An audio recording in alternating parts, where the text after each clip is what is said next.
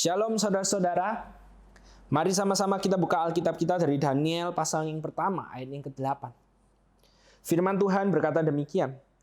Daniel berketetapan untuk tidak menajiskan dirinya dengan santapan raja dan dengan anggur yang biasa diminum raja. Dimintanyalah kepada pemimpin pegawai istana itu supaya ia tidak usah menajiskan diri.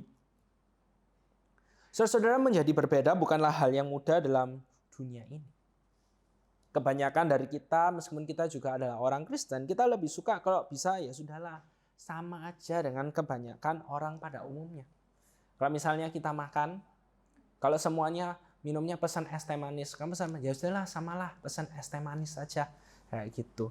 Kita mungkin maunya lain, tapi semuanya es teh manis ya, masa aku beda sendiri, sudahlah sama aja es teh manis saja.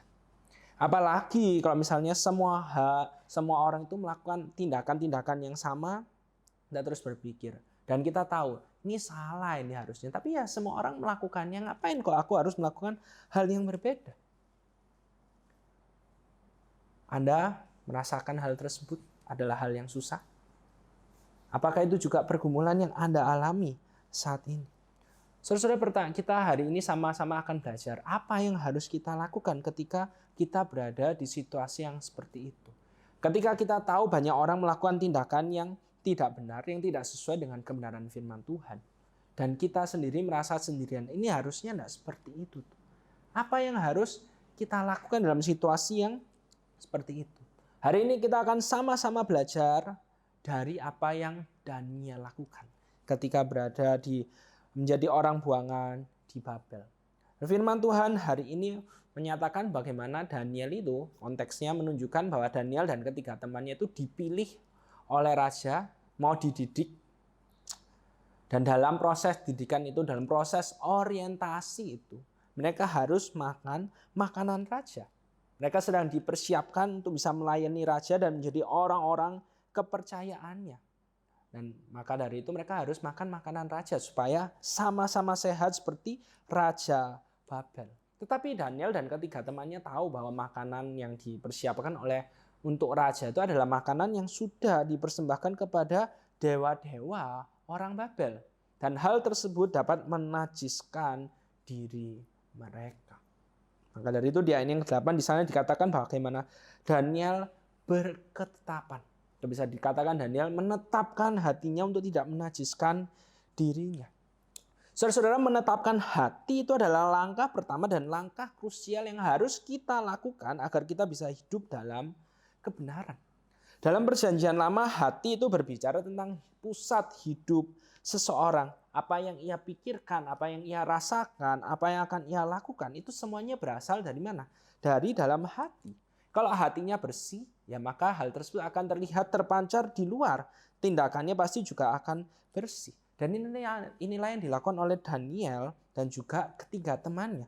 Mereka berkomitmen untuk hidup setia kepada Tuhan. Meskipun mereka berada di tempat pembuangan, mereka berada di Babel, tapi mereka tetap berkomitmen untuk melakukan segala perintah Tuhan. Tidak melanggar apa yang sudah Allah perintahkan kepada mereka.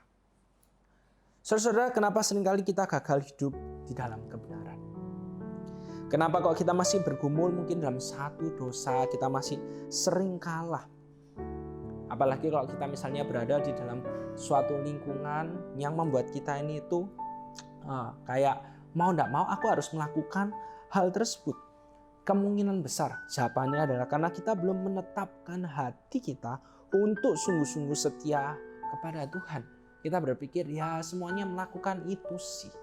Kita berpikir ya memang susah, tidak mudah ya, apa situasinya memang seperti ini. Dan akhirnya itu menjadi excuse, itu menjadi alasan bagi kita. Dan akhirnya kita kalah dalam pergumulan tersebut. Tetapi melalui renungan pada pagi hari ini, mari sama-sama kita tetapkan hati kita untuk hidup setia kepada Tuhan. Minta Roh Kudus untuk menguatkan kita agar kita senantiasa peka dengan pimpinannya dan hanya melakukan apa yang benar, apa yang berkenan di hadapan Tuhan. Amin. Mari sama-sama kita berdoa. Tuhan Allah Bapa kami yang bertahta dalam kerajaan surga, biarlah dalam hidup kami hari ini dan seterusnya kami menetapkan hati kami. Tolong kami agar dapat menetapkan hati kami senantiasa melakukan apa yang berkenan, apa yang benar di hadapan-Mu saja. Hanya dalam nama Tuhan Yesus kami berdoa. Amin.